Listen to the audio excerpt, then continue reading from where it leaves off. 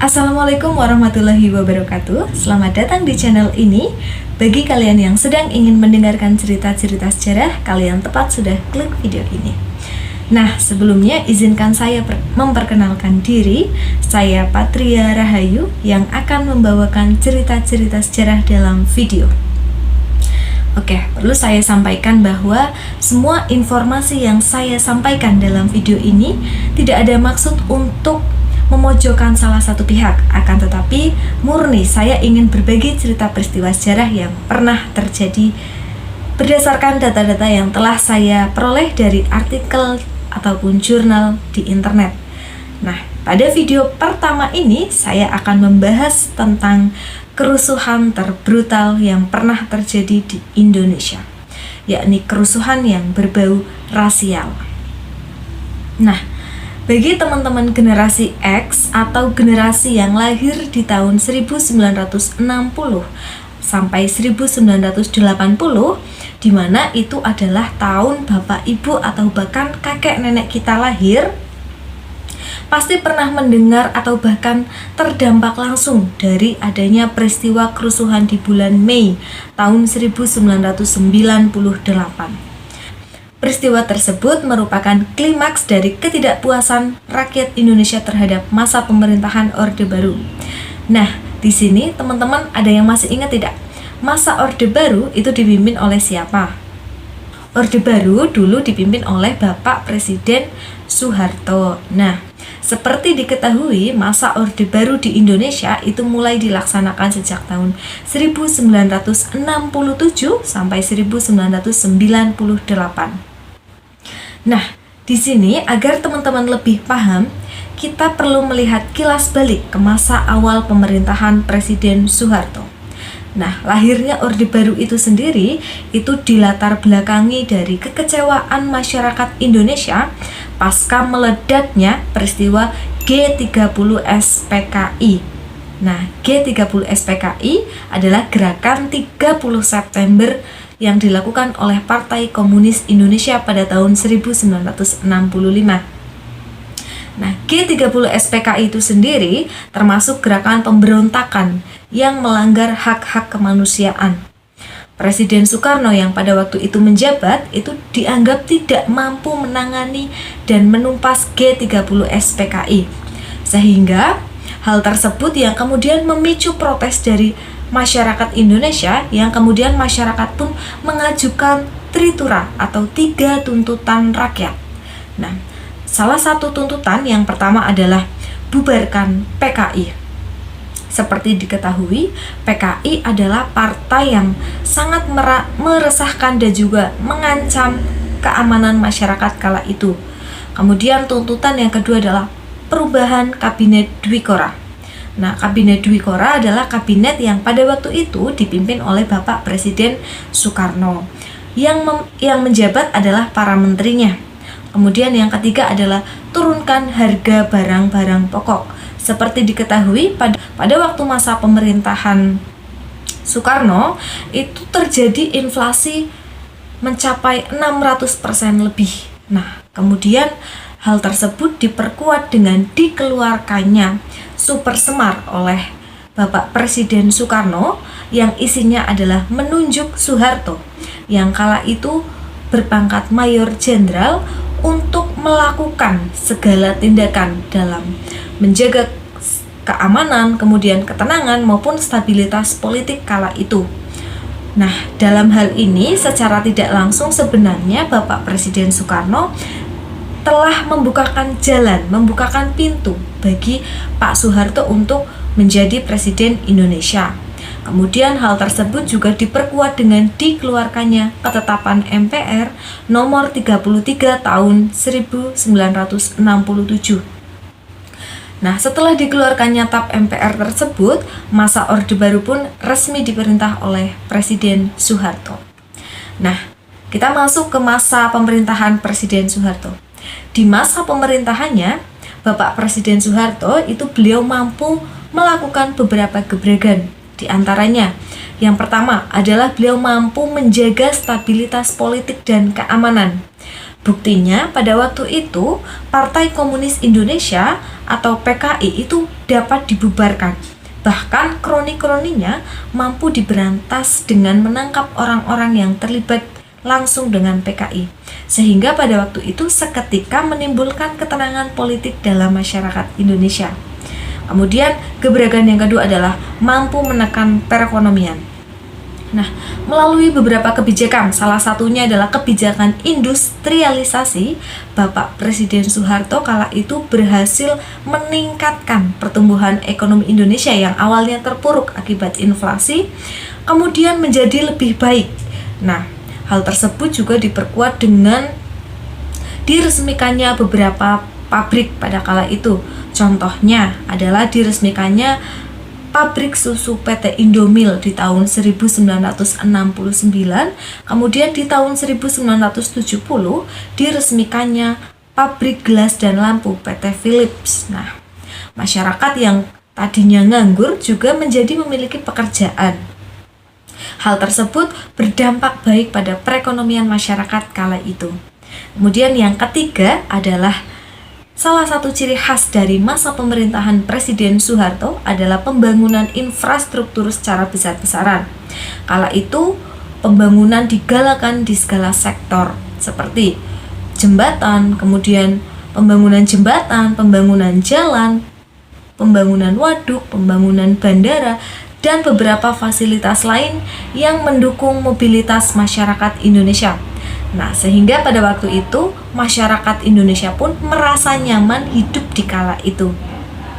Gebrakan yang keempat adalah beliau mampu mengeluarkan beberapa kebijakan seperti transmigrasi, pengendalian populasi penduduk melalui program keluarga berencana, dan beberapa program lain yang kemudian mampu menurunkan angka pengangguran di Indonesia kala itu. Nah, di sini teman-teman bisa lihat ya, kalau masa pemerintahan Soeharto di awal itu memang sangat baik bagi masyarakat Indonesia. Akan tetapi, seperti kata pepatah, tiada gading yang tak retak atau tidak ada sesuatu yang benar-benar sempurna. Memasuki tahun 1990-an, gaya kepemimpinan Presiden Soeharto yang otoriter atau keputusannya itu bersifat mutlak, kemudian tidak bisa diganggu-gugat, dan anggotanya tidak diberikan kesempatan untuk berpendapat, semakin hari itu tampak terlihat tidak selaras lagi dengan warga negaranya. Buktinya, pada waktu itu banyak kebijakan yang dikeluarkan oleh Presiden Soeharto yang tidak lagi menguntungkan rakyat, seperti tidak memberikan kebebasan berpendapat bagi masyarakatnya. Ditambah lagi, memasuki tahun 1996, itu terjadi yang namanya krisis keuangan Asia yang melanda beberapa negara yang ada di Asia. Rakyat kemudian mulai sadar harus dilakukan perubahan gaya kepemimpinan. Nah, kemudian memasuki tahun 1998, emosi rakyat Indonesia itu mencapai puncaknya, sehingga terjadi kerusuhan yang pada waktu itu sangat merugikan negara Indonesia. Nah, kerusuhan tersebut tentunya dipicu oleh beberapa faktor. Nah, berikut ini beberapa faktor yang menyebabkan meledaknya peristiwa kerusuhan di bulan Mei tahun 1998. Faktor yang pertama adalah faktor ekonomi. Nah, faktor ekonomi adalah pemicu utama dalam kerusuhan tersebut. Saat itu kan Indonesia terdampak krisis moneter akibat krisis keuangan Asia di tahun 1997. Sebenarnya pada waktu itu tidak hanya Indonesia yang terdampak, akan tetapi terdapat beberapa negara yang juga terdampak krisis tersebut, seperti negara Filipina, Malaysia, Thailand, bahkan negara Korea Selatan pun ikut terdampak krisis tersebut. Adanya pelarian modal asing kemudian menyebabkan melemahnya nilai tukar rupiah terhadap nilai dolar Amerika Serikat. Dari yang rata-rata awalnya adalah 2.450 per 1 dolar Amerika Serikat, pada bulan Juni tahun 1997 naik drastis menjadi 13.513 per 1 dolar Amerika Serikat. Nah, hal inilah yang kemudian memicu inflasi, pengangguran, dan kemiskinan yang meluas di Indonesia. Bahkan menurut data dari Kementerian Keuangan, terdapat 1.300 perusahaan yang pada waktu itu bangkrut atau gulung tikar. Nah, di sini teman-teman bisa membayangkan ya, betapa inflasi tahun 1998 sangat berdampak pada perekonomian Indonesia. Adanya kebangkrutan tersebut terjadi karena banyaknya perusahaan yang kesulitan untuk membayar utang akibat depresiasi. Depresiasi merupakan jatuhnya nilai mata uang dalam nilai tukarnya terhadap mata uang lain. Nah, tentunya inflasi yang terjadi di Indonesia itu menyebabkan semua harga barang-barang pokok itu semakin naik. Karena semua barang harganya mahal, sehingga daya beli masyarakat pun semakin turun. Nah, persediaan sembako yang kian menipis pun juga mengakibatkan harga barang-barang semakin naik tidak terkendali. Nah, itulah yang kemudian memicu keresahan di masyarakat. Kemudian faktor yang kedua adalah faktor politik. Pemerintah Orde Baru dinilai oleh masyarakat telah banyak menyalahgunakan kekuasaan. Meskipun banyak diakui oleh masyarakat bahwa di masa Orde Baru telah banyak melakukan pembangunan infrastruktur. Akan tetapi, ternyata pada kenyataannya, pembangunan tersebut juga diikuti dengan praktik KKN, dibarengi dengan KKN atau korupsi, kolusi, dan juga nepotisme. Ketidakadilan dan juga represi politik atau tindakan negara yang mengendalikan warga negaranya dengan paksa karena alasan politik juga semakin memperkeruh suasana pada waktu itu. Kemudian terdapat beberapa kebijakan yang mendapat protes dari masyarakat Indonesia kala itu, seperti kebijakan Dwifungsi ABRI, di mana di dalam kebijakan tersebut memberikan kesempatan kepada militer untuk juga dapat berperan dalam bidang politik. Selain itu, adanya kebebasan berpendapat itu sangat dibatasi kala itu, sehingga masyarakat pun merasa semakin tertekan. Selain itu, mungkin masyarakat Indonesia sudah bosan dengan gaya kepemimpinan otoriter Presiden Soeharto yang sudah berkuasa di Indonesia hampir 32 tahun lamanya. Nah, hal tersebutlah yang kemudian membuat masyarakat Indonesia marah dan mulai menggelar demonstrasi melawan dan menuntut melakukan reformasi. Reformasi itu sendiri merupakan gerakan yang dilakukan rakyat terhadap krisis ekonomi dan politik yang menyimpang di Indonesia kala itu. Harapannya setelah berubah menjadi era reformasi itu mencapai perubahan yang lebih menguntungkan rakyat lagi. Kemudian yang ketiga adalah tragedi Trisakti. Adanya masalah ekonomi, politik, kemudian memicu masyarakat terutama di kalangan mahasiswa untuk menuntut pemerintahan yang lebih baik. Demonstrasi pada waktu itu telah dilakukan di beberapa titik kota. Pasca tertembaknya 4 mahasiswa Trisakti pada 12 Mei tahun 1998 kemudian menyebabkan terjadinya aksi demonstrasi secara besar-besaran selama 3 hari berturut-turut, yakni tanggal 13, 14, dan 15 Mei tahun 1998. 4 orang tersebut adalah Elang Mulia Lesmana, Heri Hertanto, Hafidin Royan, dan Hendriawansi. Di sini, pasca tertembaknya 4 mahasiswa tersebut, rakyat itu semakin tidak percaya terhadap pemerintahan dan ingin segera melengsarkan Presiden Soeharto yang saat itu sedang menjabat. Demonstrasi yang awalnya hanya berdiam diri di kampus, bahkan kala itu sampai menutup jalan, membakar kendaraan, dan berakhir kerusuhan beringas antara aparat keamanan dan massa. Kemudian yang keempat adalah karena faktor isu SARA. Isu SARA adalah salah satu faktor yang sangat-sangat patut disayangkan dalam peristiwa kerusuhan di bulan Mei tahun 1998. Akibat krisis ekonomi yang ditunggangi oleh pihak-pihak tertentu, semakin memperkeruh suasana bulan Mei tahun 1998. Isu SARA yang ada adalah adanya anggapan bahwa orang Tionghoa, orang Indonesia yang keturunan Tionghoa yang tinggal di Indonesia itu patut dibenci karena mereka kaya raya dan juga dekat dengan petinggi negara. Adanya pandangan tersebut menyulut emosi warga pribumi yang posisinya pada waktu itu mereka sedang terdampak inflasi. Kemudian melihat mayoritas etnis Tionghoa itu yang sebagian besar mereka ada di sektor bisnis, di sektor dagang, itu terlihat tidak terlalu terdampak inflasi, sehingga hal itulah yang kemudian menjadikan etnis Tionghoa sasaran dari kerusuhan Beringas di bulan Mei tahun 1998. Selain itu juga didukung dengan fakta bahwa Presiden Soeharto kala itu sangat dekat dengan Taipan Sudono Salim alias Lim Sio Leong atau pendiri Salim Group, di mana beliau adalah orang terkaya yang menduduki peringkat pertama di Indonesia tahun 1994 dengan kekayaan mencapai 24,5 triliun rupiah. Nah, hal itulah tadi yang kemudian membentuk pandangan masyarakat pribumi bahwa semua etnis Tionghoa sudah pasti kaya raya dan dekat dengan penguasa. Maka masyarakat pun pada waktu itu menjadikan seluruh etnis Tionghoa sebagai sasaran kerusuhan Beringasnya.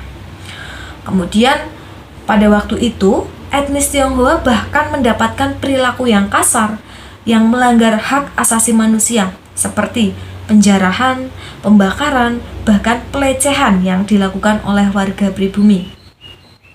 Tindakan itu dilakukan terutama di Jakarta, di daerah-daerah yang banyak diduduki oleh etnis Tionghoa. Bahkan pada waktu itu agar lebih aman dari penjarahan pribumi, mereka etnis Tionghoa itu harus menuliskan kalimat "saya pribumi" di depan toko atau rumahnya supaya itu tidak dijarah oleh pribumi.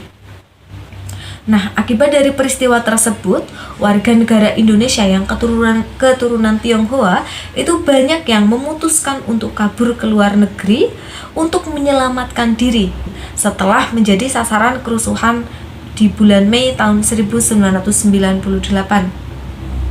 Kemudian beberapa tahun setelah meredanya kerusuhan tahun 1998, sebagian dari mereka itu memutuskan untuk kembali ke Indonesia.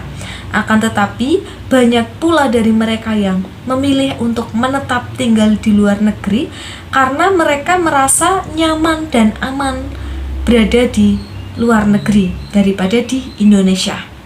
Nah, dampak dari penjarahan etnis tersebut mengakibatkan sebanyak 1.217 jiwa meninggal, 91 orang luka, dan 31 orang hilang dalam peristiwa tersebut. Peristiwa tadi yang menjadi pukulan telak bagi masa pemerintahan Presiden Soeharto, hingga kemudian beliau pun lengser pada 21 Mei tahun 1998 atau 6 hari setelah peristiwa tersebut terjadi. Nah, kemudian kita masuk ke masa pengunduran diri Presiden Soeharto. Pengunduran diri Presiden Soeharto terjadi pada tanggal 21 Mei tahun 1998, di mana pada tanggal tersebut juga menjadi puncak dari jatuhnya era Orde Baru, sekaligus membuka jalan bagi era reformasi di Indonesia. Jabatan presiden kemudian dialihkan kepada Baharudin Jusuf Habibie atau B.J. Habibie yang saat itu menjabat sebagai wakil presiden. Pada era reformasi pula lah mulai ada perubahan dalam politik, kemudian kebebasan pers juga sudah tidak dibatasi lagi. Masyarakat kemudian lebih aktif dan lebih kritis dalam menyuarakan aspirasi mereka. Pemilu juga dilaksanakan lebih demokratis dan yang paling penting adalah penghapusan aspek otoritarisme dalam pemerintahan. Serta pada waktu itu juga mulai ada kesadaran dari pola pikir masyarakat terhadap pentingnya menjunjung tinggi hak asasi manusia. Karena brutalnya kerusuhan yang terjadi di bulan Mei tahun 1998 menjadikan catatan sejarah kelam bagi Indonesia.